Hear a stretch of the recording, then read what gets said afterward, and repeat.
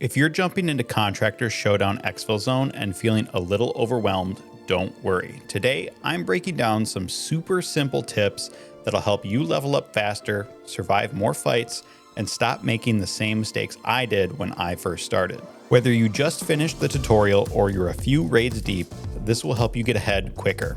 Let's get into it. First things first, let's get our game settings right. The first thing I would do if I was a beginner is turn on your compass. This gives you a floating compass above your head, and you can use it to call out where enemies are and give directions to teammates, and it also shows you where you have your exfils.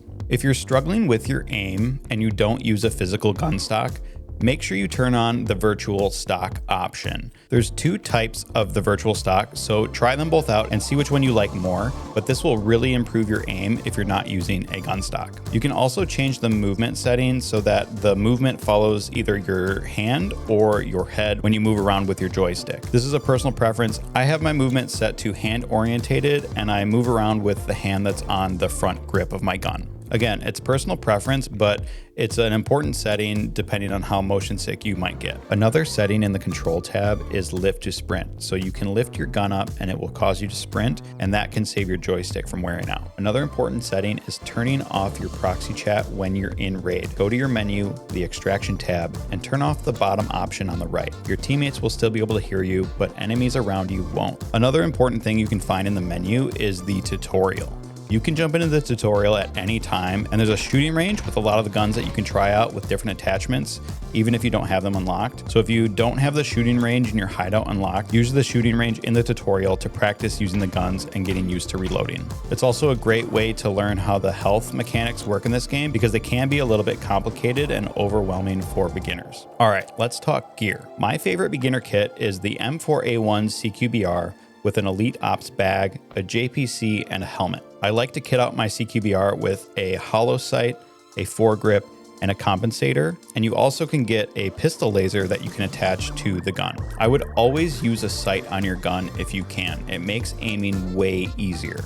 I'm an M4 guy, so this is the best gun for me. I know some people prefer AKs, and there are good options for that too. The Elite Ops bag is awesome both early and late game because not only can it carry more loot, you can also put armor and a gun on that backpack plus 2 helmets. Whereas with the budget 3DR bag, you can only carry 2 helmets. So for me, it's worth the cost. You can also stick smaller stuff like candy bars and syringes onto the outside of the bag. Anything that's thin, you can kind of stick to it. Once you unlock your generator and the workstation area, always make sure to check your armor and helmet for its durability because you can repair it. When you're shopping for a gun, use the related items tab to find what you need fast. When it comes to meds, I would always bring a suture or 2, 3 to 4 gauze bandages plus 1 of the red bandages. They added a new damage type called deep wounds, which can only be healed with the red bandages. If you don't fix it, you will continuously bleed and lose hydration. When healing a bleed, you can use a bandage on any limb to fix any other limb.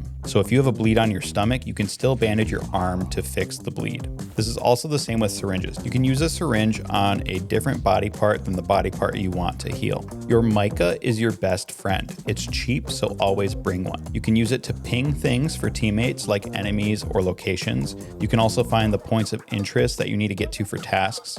You can use it to see item descriptions, and once you upgrade your intel in your hideout, you can also see the price that objects sell for. By the way, if you're into contractors, tips, and gameplay, I post and stream it all the time, so hit subscribe if you want to see more. Next up is ammo. When it comes to fighting, your ammo matters almost more than your gun. When it comes to the lower ammo tiers, your bullets don't have great penetration, but they do have high base damage. So when using lower ammo tiers, you want to aim for the legs. This is true for kitted players and the bosses. Also, if you notice a player does not have face armor, a single shot to the face will kill them even faster. Later on, don't cheap out because good ammo wins fights. When it comes to picking what food and water you're gonna bring into a match, my go-to is always an orange water bottle and a rations. And let me tell you why. An orange water bottle is 200 hydration points, and a compact ration is 120 energy points. And for comparison, one of these water bottles takes up the space of one water bottle, and it's equivalent to 4 of these water bottles. And for each of the different food types, this ration is equal to each of these different piles of food here. So it's either 3 beef sticks, 3 cans of meat, 2 big cans, 3 candy bars, or 4 candy bars. So for me, it's simpler to just bring 1 ration and 1 water bottle. And with those 2, they typically get me through any raid. And just these 2 items take up way less bag space compared to having 1 of these foods and then 4 water bottles. And while you can find food and water in raid, I just like knowing I have enough to get me through a raid in case I don't come across any. Another quick food tip is open your rations and water bottles at the start of the raid. You can also double fist foods to eat and fill up faster. When stopping to fill up your energy and hydration, rations take a little bit to eat, so eat that first and then fill up on water while you're still eating the ration. When it comes to leveling up, if you want to level up fast, focus on the missions, not random fights. Make sure you read the task descriptions because they tell you exactly where you need to go and what you need to do to complete the missions. There's several items that you're going to need to collect for missions later on, so make sure you save the following: 3 cameras, 5 cans of beans, 5 coffees, a gold bar, each of the contractors' game discs, there's 4 of them, and each one of the figurines, there's 7 of them. You're gonna need them later. For the missions where you need to turn in guns, you can buy the guns and turn them in.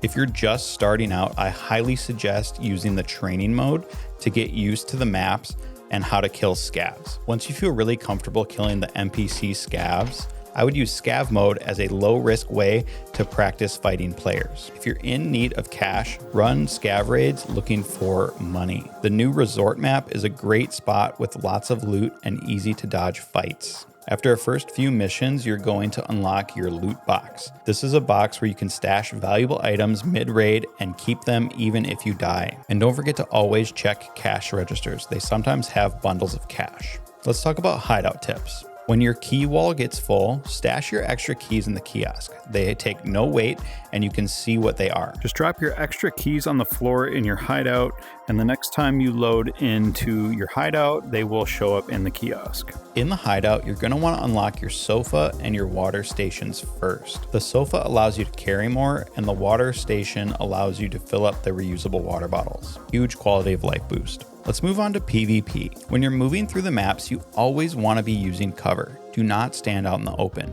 You're really easy to spot from far away, and that's the most likely reason why you're going to die. When peeking a corner, lean your head so that you show less of your body. Tilting your head in real life moves your legs in so that they're not sticking out when you're peeking a corner. When moving into a location where you know there's a player, be mindful of your movement speed. When you're sprinting, it's very obvious to the enemy where you're coming from. So try to be sneaky and slow down as you move into a location. Don't trust random scavs or players.